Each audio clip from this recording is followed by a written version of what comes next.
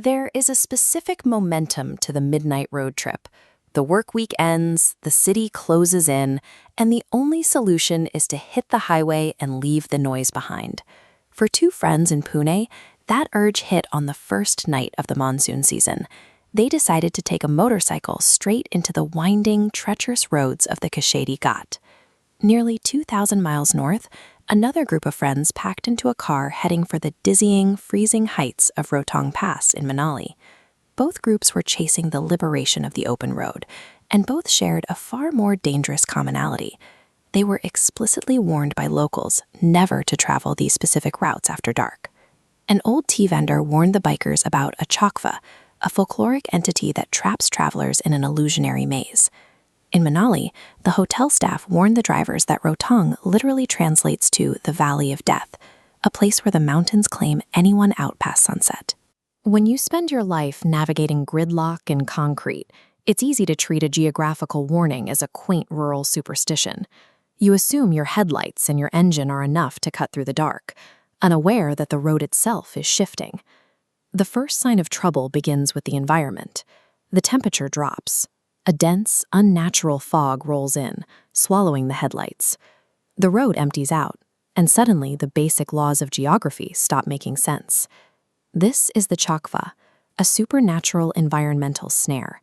It takes a straight, linear highway and bends it into a closed, inescapable circle. For the bikers in Kashedi Ghat, this meant driving at 80 kilometers an hour for 2 hours, only to realize they kept passing the exact same broken banyan tree, marked with a torn red cloth. Up in Rotang, the drivers experienced the same geometric impossibility. Despite driving straight ahead for 20 minutes at a time, they passed a milestone reading Manali 28 kilometers 3 separate times. As the spatial loop tightens, the passengers' shared reality begins to fracture. Every time that Manali milestone appeared, the passengers saw a different figure sitting on it. One saw an old man, another a little girl, the driver a massive horse. Down in the Konkan wilderness, the escalation was even more abrupt. The bikers' engine died, and as they tried to walk out of the fog, the asphalt beneath their feet vanished, replaced by a wall of impenetrable, thorny bushes. The spatial loop acts as a psychological weapon. It exhausts the traveler, drains their fuel, and forces them to doubt their own eyes. It breaks the mind before the actual confrontation begins. When the encounter finally occurs, it mirrors the warped environment. Deep in the Kashedi thorns, the bikers aimed their phone flashlights and found an old woman crouching on the wet soil. Her eyes reflected the light like a cat's, fixed in an impossibly wide, inhuman smile. On the freezing roads of Rotang, a 15-year-old boy, covered in dirt and severe bruises, appeared in the pitch black. He wasn't running.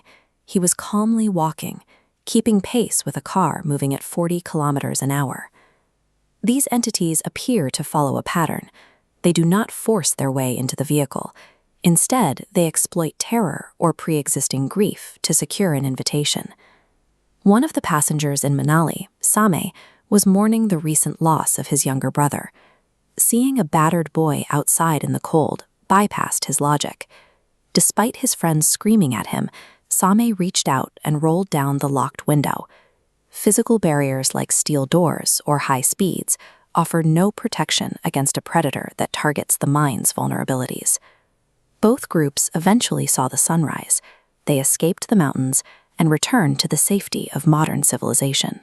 But leaving the road does not mean they escaped the trap. Later that night in their Manali hotel, Samai's friends woke up to a chilling sight.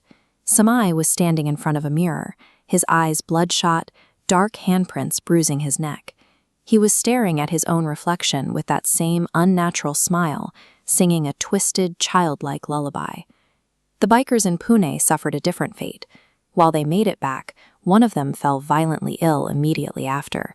His former vitality vanished. He became hollowed out, as if a vital piece of his mind remained in the thorns. These forces attach to the traveler rather than the location. Once they breach a psychological defense, they follow. Your brightly lit hotel room or crowded city apartment offers no sanctuary. Ancient landscapes operate under unforgiving, ancient rules. These are cultural boundary lines that demand absolute respect from anyone crossing through them. For those who fail to heed the warnings, the journey never truly finishes. You might think you escaped, but the Chakva never ends.